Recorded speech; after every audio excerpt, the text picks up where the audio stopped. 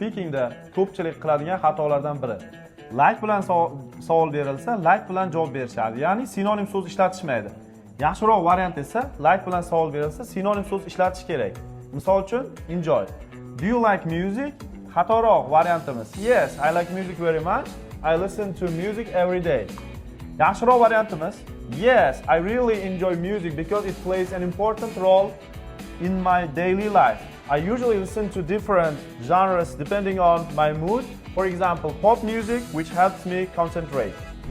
Bu katta muammo speakingni yaxshilash, vocabularyga bog'liq.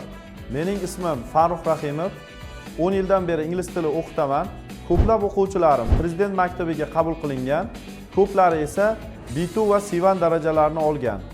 Men sizga 10 yillik tajribamdan kelib chiqib, 5000 ta so'zni yodlashga yordam beradigan Super Vocabulary onlayn kursimni taklif qilaman. 5 oylik kurs narxi 500 ming so'm, lekin siz 3 kun ichida kursga ro'yxatdan o'tsangiz 99 ming so'm bilan qo'shilishingiz mumkin. See you soon, jigarlarim.